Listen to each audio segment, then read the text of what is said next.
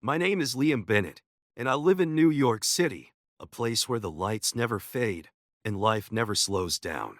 From the outside looking in, people might assume I have everything one could ask for: a steady job, a happy family, and a wife I've loved for 15 years. I never imagined that one day I'd have to face a truth so harsh, so impossible to believe. As the late afternoon sun cast its glow through the window, I sat in the kitchen, sipping a cup of coffee that had long gone cold. I stared outside, watching as the streetlights flickered on. But inside, all I felt was a sinking darkness. Lately, I have felt a growing distance between me and Emily.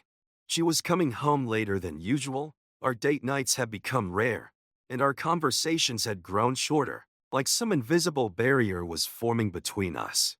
I've always been a man of few words, the type to retreat into work rather than confront things head on, but I couldn't ignore what was happening. Every evening, I waited for Emily to return home, only for her to brush past me as if I were just another piece of furniture. I never blamed her. I knew work could be exhausting, but something about this felt different. Something I couldn't quite explain. And then, the truth hit me, simple, yet brutal. That night, Emily walked in. She said nothing, just stepped inside, went about her routine, and started undressing like I wasn't even there. I sat still, silent, watching, while the unease in my chest grew stronger. Tonight, I decided I wouldn't ignore it any longer. That feeling, the vague emptiness I hadn't been able to name, finally became clear. I set my coffee cup down, my heart weighed down like a stone. "Emily," I said, my voice calm but firm. She paused, turning toward me, showing no trace of surprise. "What?" she asked, her voice neutral, distant, as if we were nothing more than acquaintances. I kept my tone steady, refusing to let emotion take over. But this was the question I had been avoiding for too long.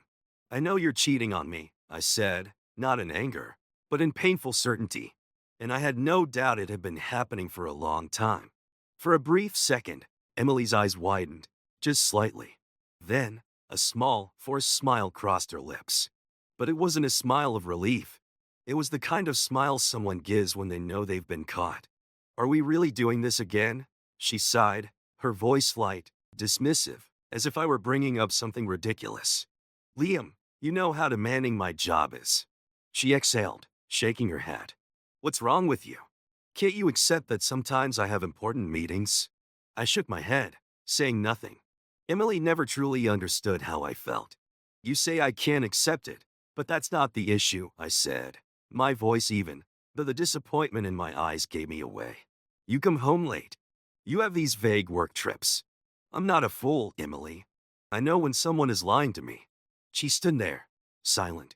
No protest, no anger. Just a tired expression, as if she had heard enough of my accusations. "Why can't you understand?" she finally said, her voice quiet but sharp.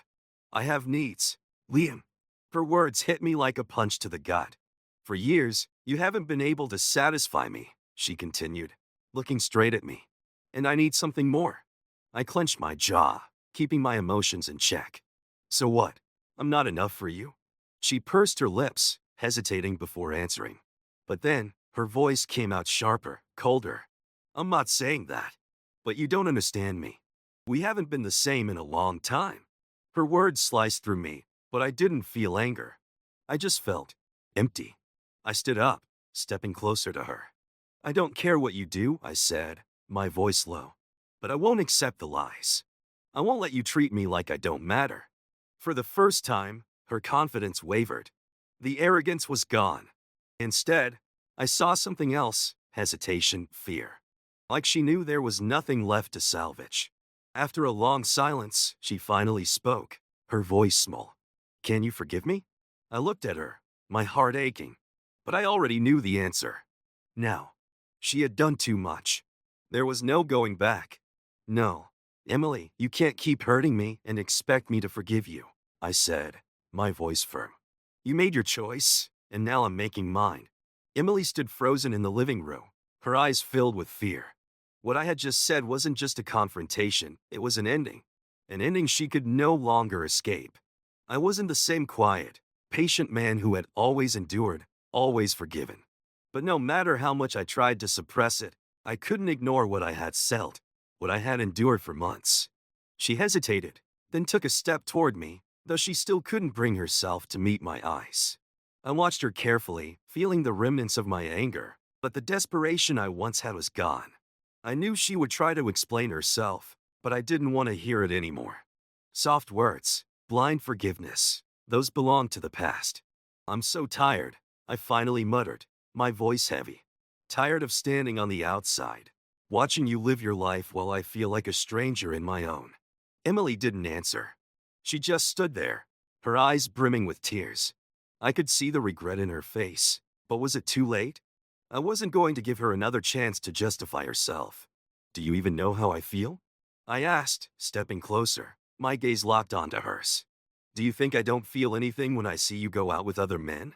Do you think it doesn't tear me apart? I'm your husband, Emily. And yet, you treat me like I don't matter at all. She swallowed hard and turned away for a long moment, as if searching for words to fix the situation. But there was nothing left to say. It hurts, doesn't it? I continued, my voice bitter. I've endured. I've been patient. But what about you? You never respected me. You treated me like I was nothing. Emily turned back to me, her eyes now overflowing with tears. I don't know what to say anymore, she stammered, her voice shaking. I was wrong. But I need you, Liam. I don't know why I did this. I just can't explain it. I looked at her, unable to forgive her so easily. You say you need me, but I don't see that, I said, my voice steady. You need something else. Something outside of this marriage. Something I could never give you. That's why you turned to them. Emily stepped back as though my words struck her every time she tried to speak. You don't understand, she murmured. I don't love them. Her voice was desperate, pleading. I just couldn't stand the loneliness. You weren't there, Liam. You stopped being the man I could turn to. You chanced. I moved closer, my expression cold, though deep inside, disappointment consumed me. I changed. I echoed, my voice tight. No, Emily. You changed first. You stopped seeing me as your partner. You treated me like I was just there. Like I was nothing to you. Emily lowered her head, unable to respond. She knew the truth, and she knew there was nothing left to save. Could an apology undo everything? I know you loved me once, I said, my chest tightened me. But not enough. Not enough to stop lying. Not enough to look at me without indifference. Not enough to respect me as a man. She broke down crying, the strong front she had put up completely crumbling. I'm sorry, Liam, she sobbed. I never wanted to hurt you. I don't even know why I did it. A heavy silence settled between us. I looked at Emily, seeing her desperation, but I felt nothing. I had already endured too much. It's not about saying sorry now, I said, my voice firm. What matters is what you've done, and I won't let you continue lying to me. She took another step forward, her eyes pleading, but I no longer wanted to hear it. I couldn't keep living in a marriage where respect had been shattered. I can't live with you anymore, Emily, I said, my voice dry. There's nothing left to save. Emily collapsed onto the couch, tears running down her face. She didn't argue. She didn't try to justify herself anymore. She just cried. But I couldn't forgive her. It was too late. When she finally left, I didn't feel empty. It felt like everything had ended long before this moment, and now I was just stepping forward, into something new. I wouldn't let the pain consume me. Instead, I started reclaiming the parts of my life I had abandoned. I went back to the things I loved, things I had set aside for her. Day by day, I felt stronger. No longer living in the shadow of betrayal. Emily was no longer a part of my world. Life went on, and so did I. Alone, but stronger than before. When she left, the house felt eerily quiet. The spaces we had once shared were now empty, cold. But unlike before, I didn't feel a void. What I felt wasn't sadness. It was relief. And yet, deep down, there was still something else, a lingering resentment. The kind that doesn't fade overnight. The kind that reminds you of the betrayal you can't forget. I've never been someone who seeks revenge. I've always been quiet, patient, willing to endure. But this time, I couldn't just sit back and let it pass. I had to do something. not to hurt her, but to make her understand. So I started preparing, not to destroy her, but to make her face what she had done. I had already found the evidence, the messages, the phone calls, the meetings. I had kept them all. A part of me wanted her to see it all laid out in front of her, to force her to confront the truth she had tried to hide. The next day, I started watching, tracking her every move, and she carried on as if nothing had changed. Still going out, still seeing them. Mason, Jack, the others. But instead of anger, I felt something else. The strange, eerie calm. Because now, I had everything I needed. Evidence, patience, and a plan to confront this betrayal. One evening, when Emily went out, I decided to take the first step in my plan. I secretly followed her without her knowing. I knew exactly where she would be and what she would do. A part of me felt like I was watching a scene unfold, but another part, the painful part, felt a strange sense of anticipation, as if I was waiting for something inevitable. I couldn't forget what she had done, but I also didn't want to keep living in anger and jealousy. When Emily returned home late that night, I was ready. That evening, I didn't let her avoid the situation any longer. I have been sitting in the dark, waiting in silence. When she opened the door and stepped inside, I stood up to face her. I could see the surprise and fear in her eyes. "Liam," she said, her voice uncertain. I didn't think you'd come back so early." "Come back early?" I repeated, my voice low and cold. "I know where you've been. I know what you've been doing." Emily froze, her eyes widening as if she couldn't believe what she had just heard. She didn't respond right away, standing there, trying to find a way to explain herself. But I didn't mean to hear an explanation. I already had everything I needed. "Nason, right?" I asked, my tone calm. "And Jack? Or the other men you've been seeing?" She didn't say anything. She just stood there, tears beginning to fall. "I'm sorry," she choked out, her voice trembling. "I don't know what to say anymore. I was wrong." She looked at me desperately. "But don't do this. I still love you." "Nav." I scoffed. "You love me." I shook my head. "And yet, you sleep with other men, treating me like I'm nothing, like I could never be enough for you." She stepped closer, her eyes pleading for my forgiveness. But I didn't want to hear any more apologies.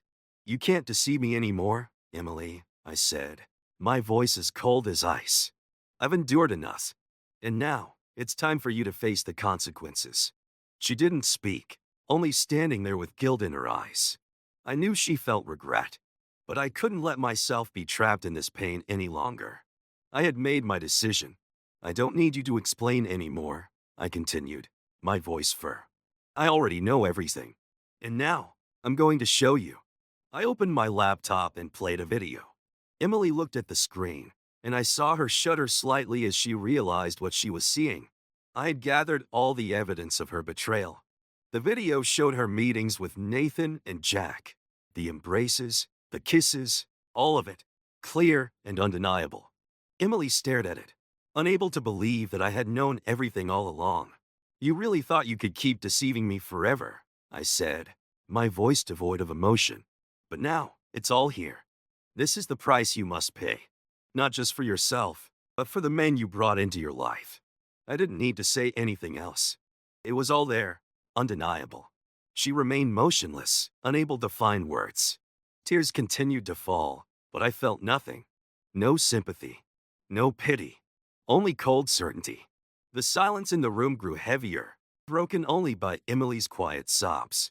She stood there, hands clenched, as if trying to hold on to something that no longer existed. I remained still. I had endured too much to turn back now. "I can't forgive you," I said, my voice quiet yet sharp. "You've crossed every line. You've gone too far." Emily sobbed, looking up at me with desperate eyes. "I was wrong, Liam," she whispered. "I know I can undo what I've done, but I regret it. You're the one I love the most, but I don't know why I did this," she continued, her voice weak. I couldn't listen anymore. I had heard these words too many times before. "Sorry won't fix anything, Emily," I said, my voice hoarse. "Because of what you've done, I won't go back. I can't live in empty words and apologies with no meaning." She took a step back, as if my words had struck her. Liam, she tried to say something, but no words came. We stood there in silence, looking at each other, the distance between us now too vast to ever be repaired. I knew she regretted it, but regret couldn't undo the damage. I wasn't empty because I didn't love her anymore.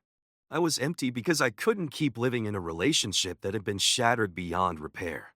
I didn't meet Emily again. I spent the entire next day thinking, clearing my mind of all the emotions she had left behind. I no longer felt anything for her, only coldness and resolve.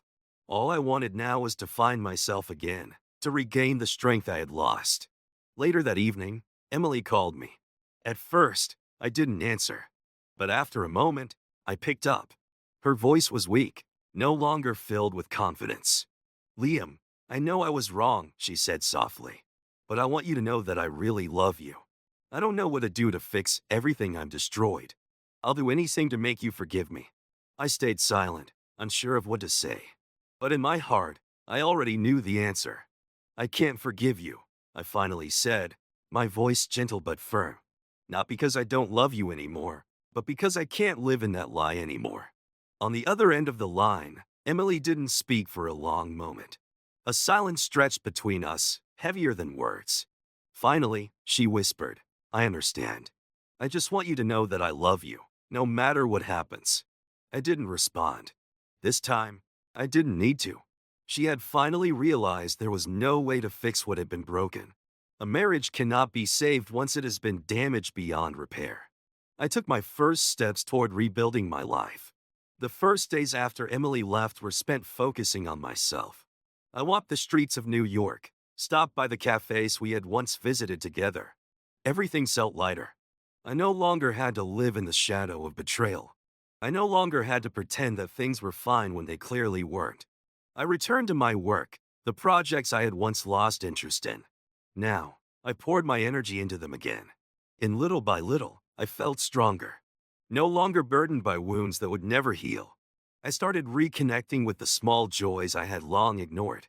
I reached out to friends I hadn't seen in ages, friends I had unintentionally drifted away from while drowning in the struggles of married life.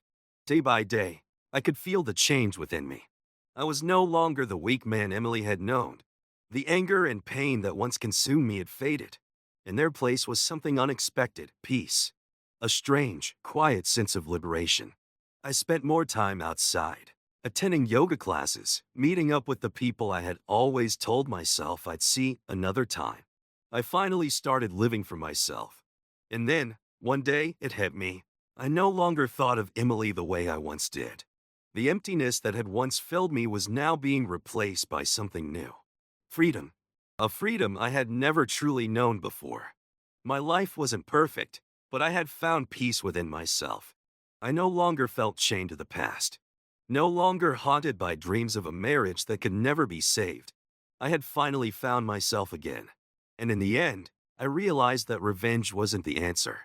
That forgiveness, as hard as it was, wasn't the only path forward. The path I chose was one where I could live truthfully, where no one could ever make me feel small or betrayed again. And so, I moved forward, into a new life, freer and stronger than ever before.